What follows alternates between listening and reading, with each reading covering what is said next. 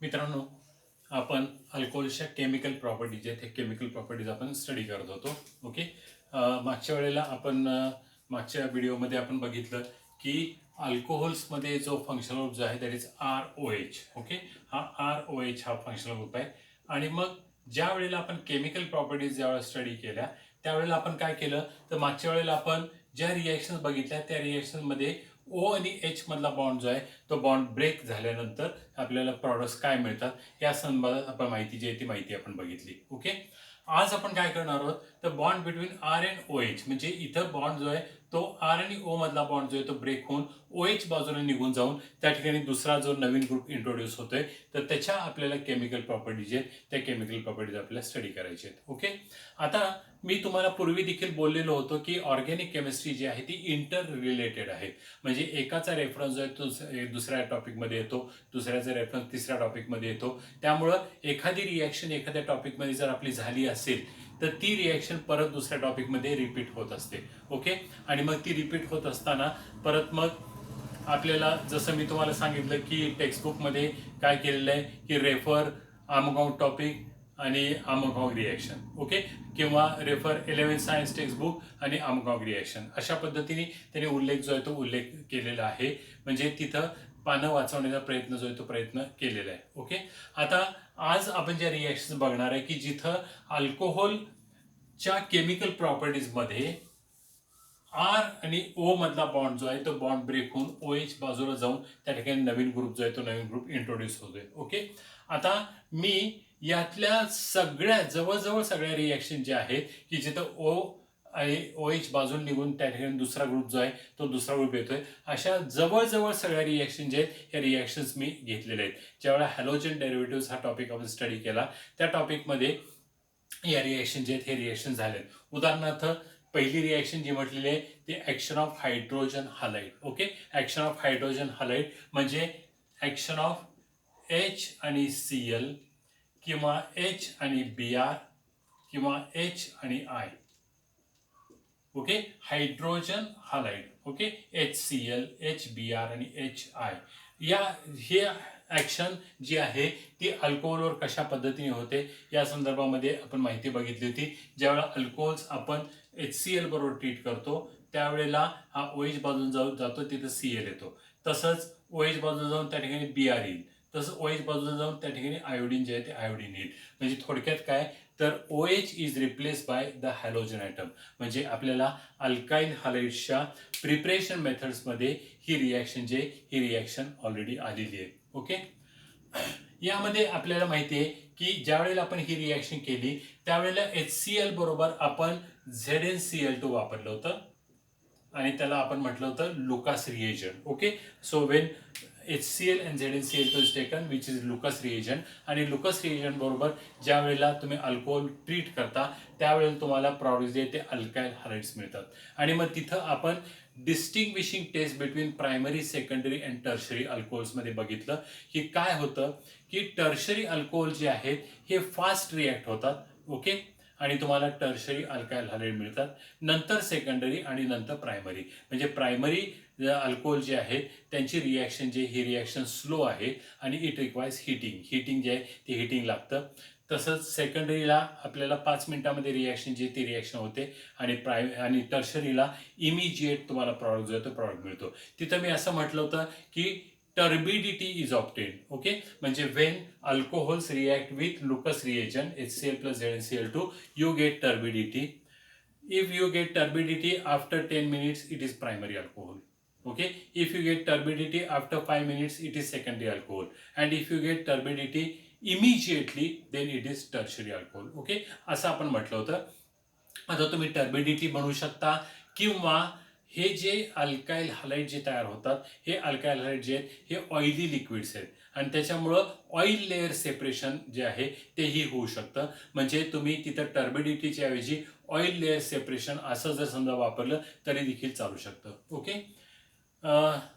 आता ही रिॲक्शन जी आहे action of hydrogen halide की आत्ता मी जे बोलत होतो HCl असेल HBr असेल HI असेल ही रिॲक्शन मी हॅलोजन डेरिव्हेटिव्हचं लेक्चर नंबर 5 जे आहे त्या 5 मध्ये डिटेलमध्ये ही रिॲक्शन एक्सप्लेन केलेली आहे. ओके, ह्याची एक प्लेलिस्ट मी तयार केलेली आहे आणि त्या प्लेलिस्टमध्ये तुम्ही जाऊन लेक्चर नंबर 5 जर काढलं तर तुम्हाला ही रिएक्शन जे ही रिएक्शन तुम्हाला डिटेलमध्ये स्टडी केलेली दिसेल किंवा डिटेलमध्ये मिळेल. मग तुम्ही प्लेलिस्टमध्ये जा आणि त्याच्यामध्ये लेक्चर नंबर 5 जे आहे ते 5 काढा.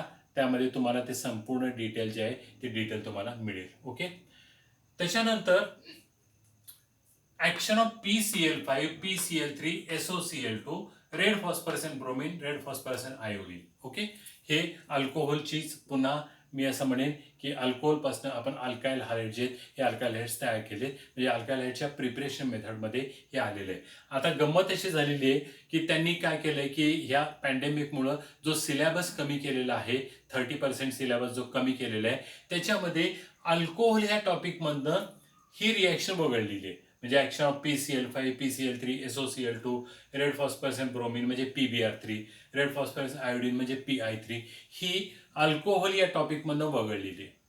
पण त्यांनी असं म्हटलेलं नाही की अल्काइल हायड्रेटमधनं पण वगळलेली आहे.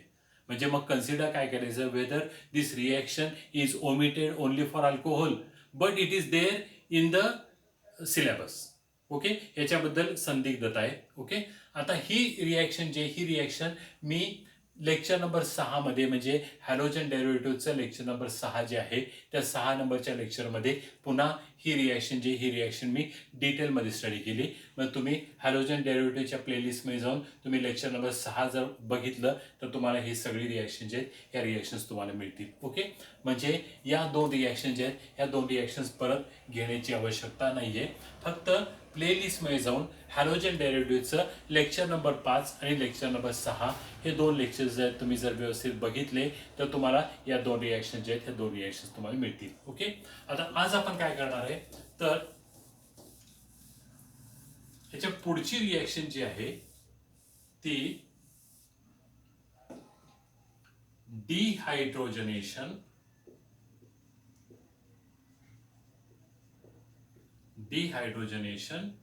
using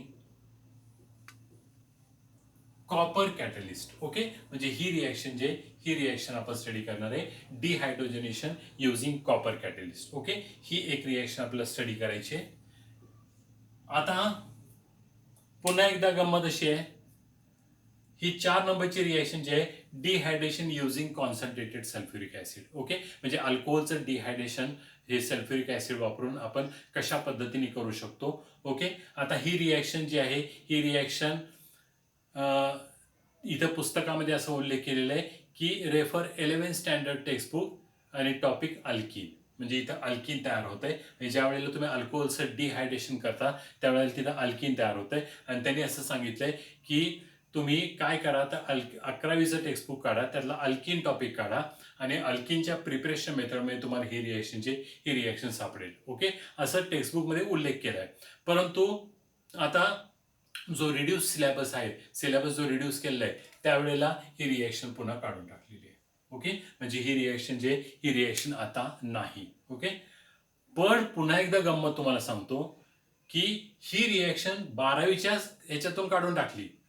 लिहिलं होतं काय तर ही 11वीचं टेक्स्टबुक उघडा आणि त्यातला रेफरन्स जो आहे तो रेफरन्स काढून बघा असं उल्लेख केलेला होता. ती रिएक्शन 12वीच्या टेक्स्टबुकमध्ये टाकलेलीच नव्हती. ओके, 11वीच्या टेक्स्टबुकमध्ये बघा म्हणून सांगितलं. आणि 11वीचा सिलेबस जो मायनस केलेला आहे त्याच्यामध्ये मात्र ही रिएक्शन आहे.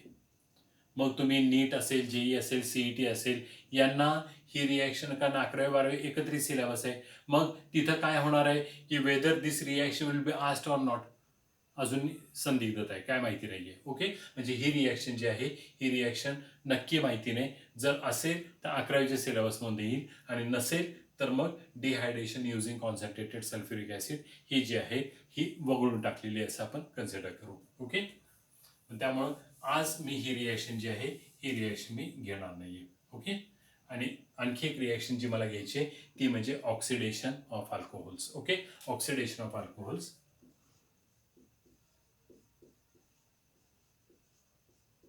ओके, म्हणजे आजच्या आपल्या ह्याच्यामध्ये आर आणि OH बॉन्ड पैकी आर आणि O मधला बॉन्ड जो आहे ब्रेक होण्यासाठी म्हणून ज्या रिएक्शन्स आपण स्टडी करणार आहे ती म्हणजे एक डिहायड्रोजनेशन ओके, आणि दुसरी जी आहे ती ऑक्सिडेशन. ओके, या दोन रिॲक्शन जे आहेत त्या दोन रिॲक्शन्स आपण स्टडी करणार आहे. ओके, आता त्यामध्ये आपण पहिली रिॲक्शन बघू, dehydrogenation using copper catalyst. Okay,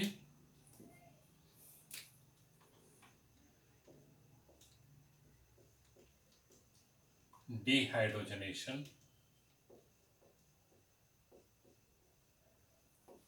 using copper catalyst. आता ज्यावेळेला तुम्ही अल्कोहोल्स घेता आणि अल्कोहोल जे आहेत हे तुम्ही कॉपर मेटल बरोबर मिक्स करता आणि हीट करता, ओके, त्यावेळेला डिहायड्रोजनेशन होतं. डिहायड्रोजनेशन म्हणजे काय, तर removal of hydrogen. Okay, so dehydrogenation is removal of hydrogen, hydrogen काढून टाकणे. मग आपण एखादं समजा अल्कोहोल जर आपण घेतलं, से for example CH3 then CH2 आणि OH.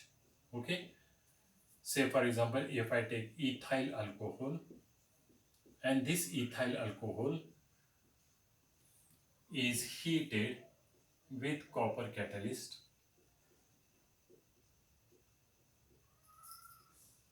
ओके, कॉपर कॅटलिस्ट बरोबर आपण हीट करू, त्यावेळेला काय होतं तर ह्या कार्बनवरचा हायड्रोजन, ओके, म्हणजे हा एक हायड्रोजन आणि हा एक हायड्रोजन, असे दोन हायड्रोजन जे आहेत हे दोन हायड्रोजन निघून जातात. उरलं CH3, इथं CH आणि हा O. So you get CH3 then CH आणि हा O, म्हणजे you get acetaldehyde. So when alcohols are heated with copper catalyst, we get aldehydes as the product. Okay, aldehyde जे ते अल्डेहाइड्स मिळतात आणि इथं काय होतं तर रिमूव्हल ऑफ हायड्रोजन, हायड्रोजन जो आहे तो हायड्रोजन निघून जातो. Okay, and this is nothing but dehydrogenation, removal of hydrogen. Okay, that is dehydrogenation. Okay, आता पुढची आणि सगळ्यात महत्त्वाची रिॲक्शन जी आहे that is oxidation. Okay,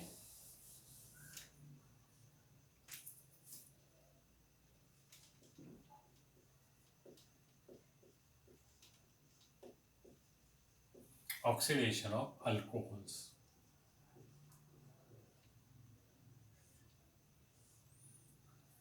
ठीक आहे, आता अल्कोहोल्सचं ऑक्सिडेशन जे ते ऑक्सिडेशन आपल्याला बघायचे आणि ऑक्सिडेशन करण्यासाठी म्हणून वेगवेगळे ऑक्सिडायझिंग एजंट्स आहेत आणि ते ऑक्सिडायझिंग एजंट जे आहेत त्यापैकी आपण जो ऑक्सिडायझिंग एजंट घेणार आहे तो ॲसिडिफाईड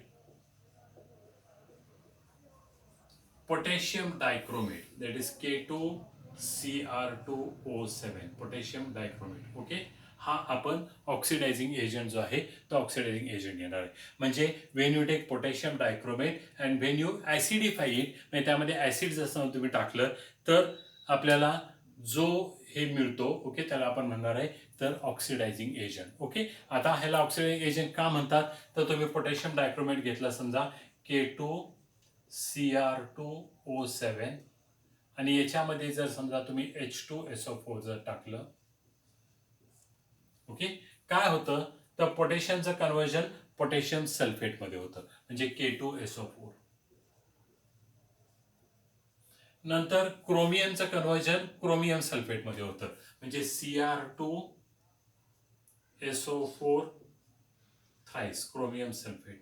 ओके, आता आपल्याला बघा सल्फेट किती लागलेले आहेत तर इथं एक आणि इथं 3. ओके, म्हणजे 1 आणि 3 4 लागलेले आहेत. मग मी इथं 4 सल्फ्युरिक ॲसिड घेतो.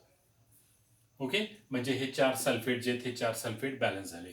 ओके, आता इथं माझ्याकडे 4 H2 आहेत म्हणजे 8 माझ्याकडे ऑक्सिजन आहेत. ओके, मी 8 हायड्रोजन आहेत, या 8 हायड्रोजन मी घेतो आणि यातले 4 घेतो. ओके, म्हणजे काय होईल तर 4H2O होईल.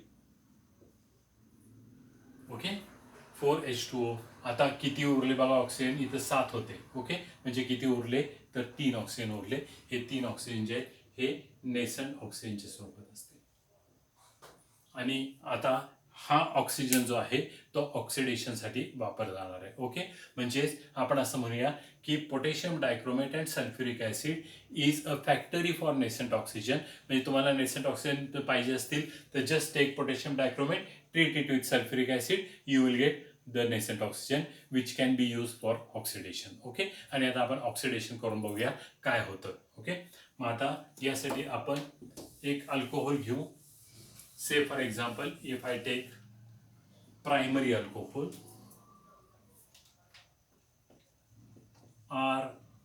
RCH2OH, ठीक आहे, मी प्रायमरी अल्कोहोल घेतला. कुठले प्रायमरी अल्कोहोल असेल ते,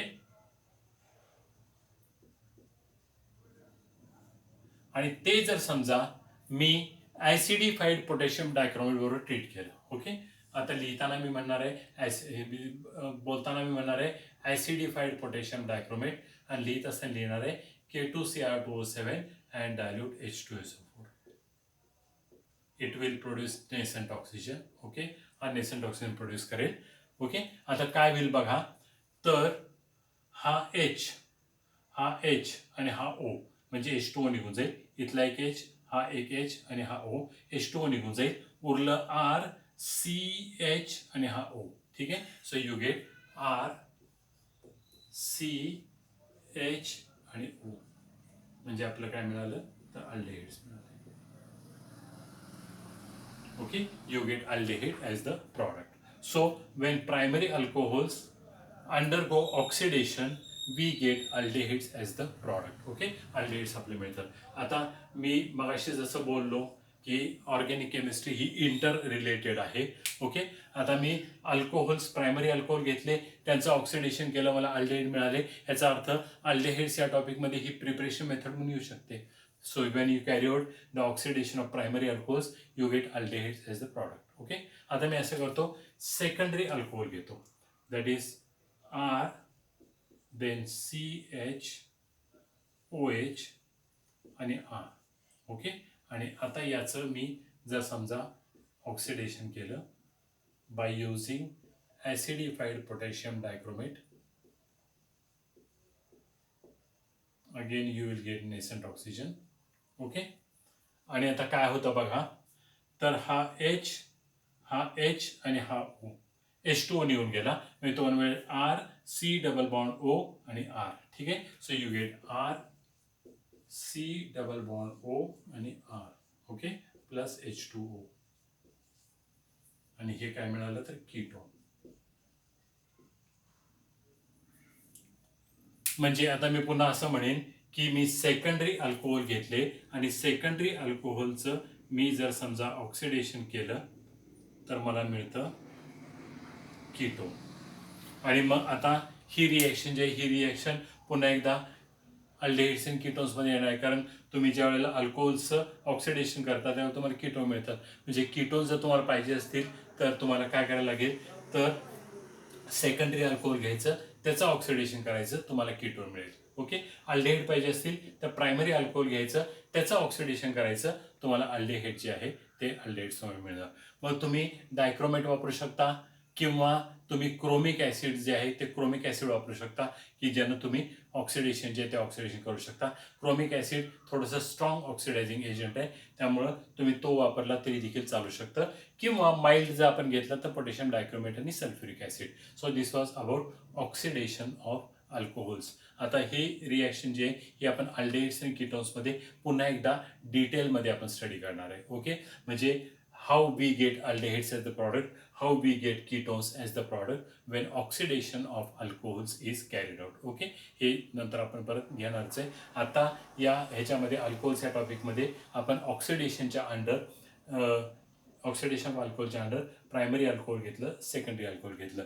तुम्ही टर्शरी अल्कोहोल जरी समजा घेतलं तर तिथं डिस्ट्रक्टिव्ह ऑक्सिडेशन होतं, की जिथनं एक कार्बन कमी होतो आणि तुम्हाला कीटोन्स जे आहेत हे कीटोन्स हे प्रॉडक्ट मिळतात, की जे आपण पुन्हा अल्डेहाइड्स आणि कीटोन्समध्ये आपण हे स्टडी करणार आहे. ओके, सो आता याच्यानंतर आपण काय करणार आहोत, तर फेनॉलच्या केमिकल प्रॉपर्टीज आहेत, त्या फेनॉलच्या केमिकल प्रॉपर्टीज आहेत हे आपण बघणार आहे. Okay, thank you very much.